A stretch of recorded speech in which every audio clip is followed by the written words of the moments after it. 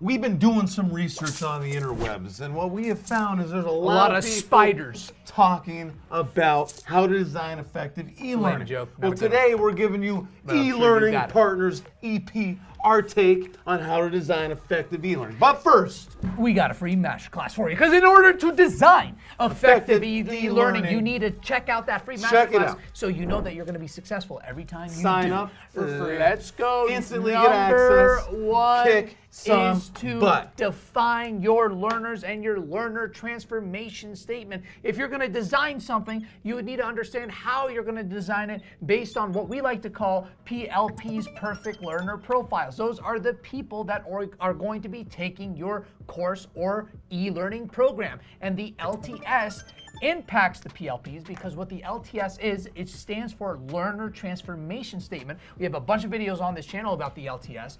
It is the point A and point Z. Your LTS, your A is where are your learners currently at? Before taking your e-learning program or online course, where are they? What frustrations do they have? What pain points do they have? And then the Z is the results. After taking your course, after taking your e-learning program, this is how they transform, and these are the results that they get. So by doing this, this sets the stage. This sets the foundation to your building, right? And you know exactly where to start when it comes to designing an effective here's the e-learning. thing.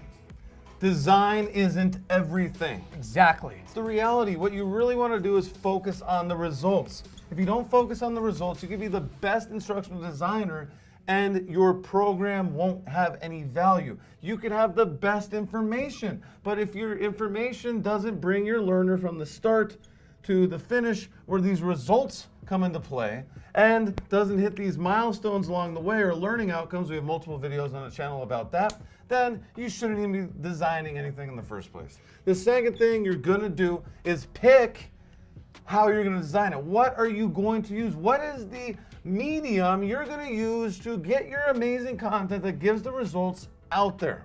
And of course, by defining your PLPs and your LTS, this is going to influence number two. So there are a few ways on how to design. The first is authoring tools. We have a bunch of videos about authoring tools and comparing authoring tools on this channel, so definitely go check those out. But authoring tools, which long story short, are softwares like Adobe Captivate or Articulate 360 that allow you to create, AKA author content that then is uploaded onto learning management systems. The next is also micro-learning videos. Not just videos, make sure you break that up into micro-learning videos as well. And of course, there are other things that you could do. There's PDFs, there's slides, there's other ways that you can create.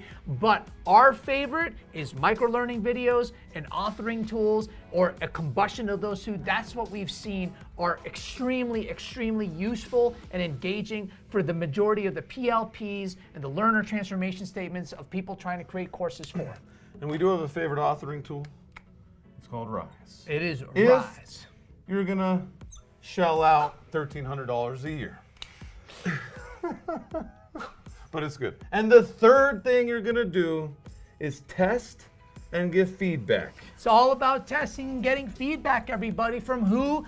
Your learners. One of the biggest mistakes that we see so many people do is they create this whole entire program with honestly no direction and without finding tools respective to what their PLPs and LTS wants, another conversation, but they create this whole entire program without ever testing it, right? Start small and test and get learner feedback, and that will let you influence the decisions on how you continuously build your program. If you don't test, how can it be the best? Oh, well, would you?